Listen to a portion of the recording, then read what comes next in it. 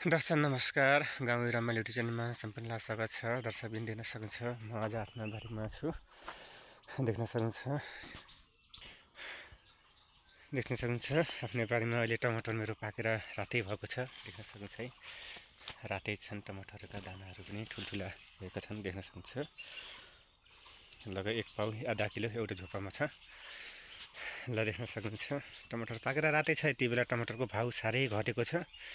तपाईको बुटोलमा लगभग 5 रुपियाँ किलो दिएको छ भन्छन्। बजारहरूमा 5 रुपियाँ 100 रुपियाँका लगभग 5 किलो 10 किलो 15 किलो जस्तै दिएछ अरे। देख्न सक्नुहुन्छ गाउँघरमा हामीले यति बेला खासै टमाटर त्यति कटेको छैन। यो टनलमा पनि छ। देख्न सक्नुहुन्छ यो टनलमा पातै भएको छ मेरो पाकेर। लानुहोस् यता टमाटर रातै दाना छन्।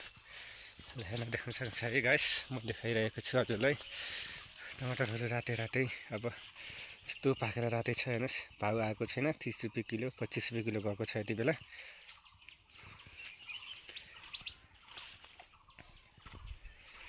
ल देख्न सक्नुहुन्छ टमाटर रातै पाकेको छ। जताततै पाकेर एकदम रातै भएको छन्। हेर्न सक्नुहुन्छ यस्तो रातै छ टमाटरहरू। देख्न सक्नुहुन्छ है गाइस, टमाटर त राम्रै फलेको छ।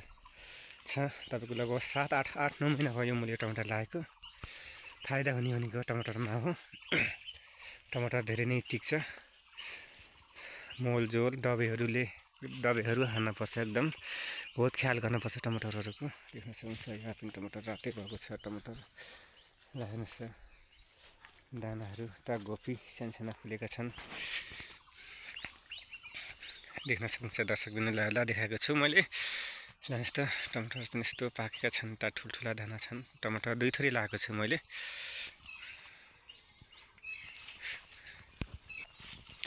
ल देख्न सक्नुहुन्छ गाइस है, टमाटरका दाना पनि ठुल्ठुलै छन्। हेर्नुहोस्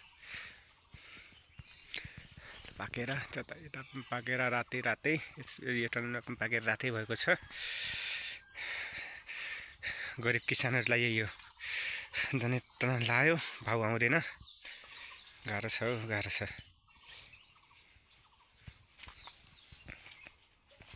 हेर्नुहोस् टमाटर रातै छ। यता हेर्नुहोस् प्याज लगाएको थिएँ। प्याज पनि राम्रो भएको छ। यता लसुन छ। लसुन मस्तै लगाएको छु। देख्न सक्नुहुन्छ है गाइस। यता आलु देख्न सक्नुहुन्छ है। यता गहुँहरू लगाएको छ। खेतमा चाहिँ गैरी खेतमा जस्तो खासै बारीमा त्यति गहुँ हुँदैन, पानीहरू नआएको कारणले गर्दा।